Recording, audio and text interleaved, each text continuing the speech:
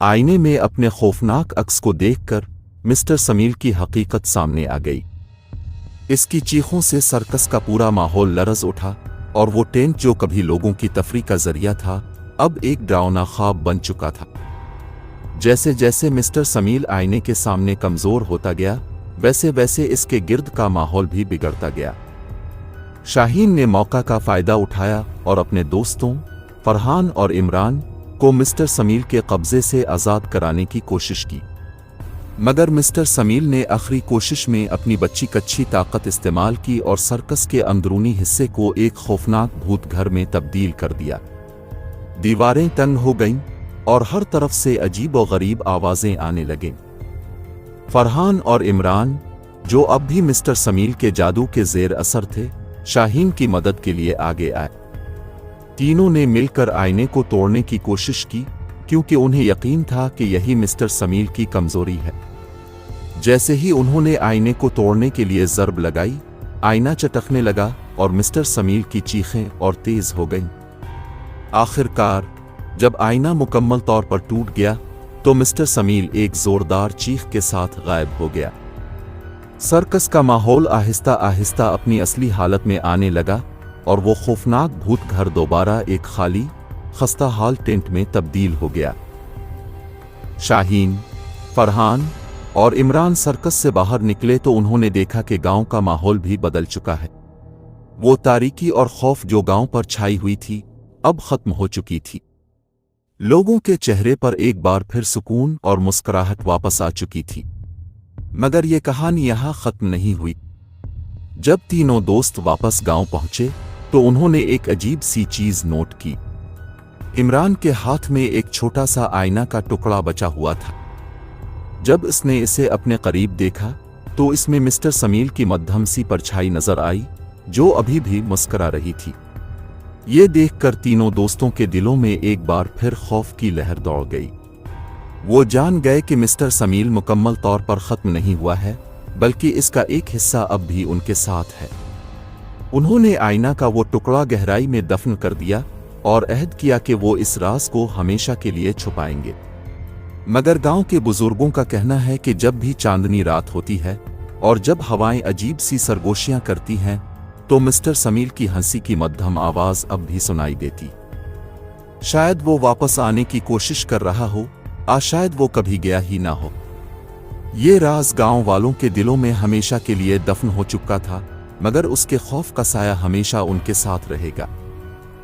चांदपुर के लोग इस बात से बेखबर नहीं थे कि मिस्टर समील का खौफनाक साया हमेशा उनके सरों पर मंडलाता रहेगा। मगर वक्त गुजरने के साथ साथ गांव वालों ने इस खौफ को अपने दिलों में दफन कर दिया। लोग अपने रोजमर्रा के कामों में मगन हो गए और मिस्टर समील की कहानी एक माजी की भोली बसरी याद बनकर रह गई। मगर कुछ ऐसे वाकयात होने लगे जो दोबारा इस पुराने खौफ को जिंदा करने वाले थे। एक रात जब पूरे गांव में एक अजीब सी खामोशी छाई हुई थी, एक पुरस्रार धुंध गांव के चारों तरफ फैलने लगी। इस धुंध में कुछ अजीब सा था। ये आम धुंध नहीं थी, बल्कि इसमें एक सरगोशी की सी आवाज सुनाई दे रही थी, जैसे कोई कुछ कहना चाहता हो।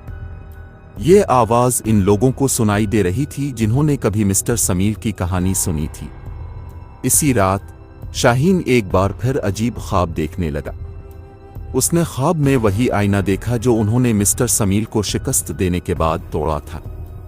आईने का वो टुकड़ा जो इमरान के हाथ में आया था अब दोबारा मुकम्मल आईने में बदल चुका था, और इस आईने में मिस्टर समील की मध्यम परछाई नहीं बल्कि इसका मुकम्मल वजूद नजर आ रहा था। वो शाहीन की तरफ देख रहा था और खौफनाक अंदाज में मुस्कुरा रहा था। शाहीन ने ख्वाब से जागते ही महसूस किया कि कुछ गलत होने वाला है। उसने फौरन इमरान और फरहान से मुलाकात की और उनसे अपने ख्वाब का जिक्र किया। दोनों दोस्तों ने भी हाल ही में अजीब और गरीब वाकयात का सामना किया था।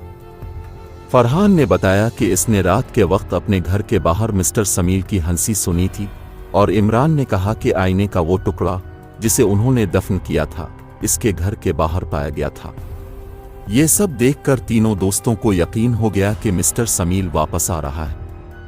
उन्होंने दोबारा इस राज को हल करने का अज़्म किया اور فیصلہ کیا کہ اس بار وہ اسے ہمیشہ کے لیے ختم کریں گے۔ گاؤں کے بزرگوں کے پاس گئے اور انہیں پوری کہانی سنائی۔ بزرگوں نے انہیں بتایا کہ مسٹر سمیل ایک عام جوکر نہیں تھا، بلکہ ایک پر اسرار جادوگر تھا جس نے اپنی روح کو آئینے میں قید کر رکھا تھا۔ وہ آئینہ اس کی اصل طاقت کا مرکز تھا، اور جب تک وہ آئینہ مکمل طور پر تباہ نہیں ہوتا، مسٹر سمیل کی روح ہمیشہ واپس آنے کی کوشش کرتی رہے گی۔ بزرگوں نے انہیں ایک پرانا جادوئی نسخہ بتایا جو کہ آئینے کو مکمل طور پر ختم کرنے کے لیے تھا، مگر اس عمل کے دوران انہیں بہت زیادہ احتیاط کرنی ہوگی، کیونکہ اگر کچھ غلط ہو گیا تو مسٹر سمیل مزید طاقتور ہو جائے گا اور پھر اسے روکنا ناممکن ہو جائے گا۔ شاہین، عمران اور فرحان نے اس جادوئی نسخے کو تیار کرنے کے لیے ضروری اشیاء اکٹھی کی اور آئینے کے ٹکڑے کو دوبارہ دفن جگہ سے نکالا۔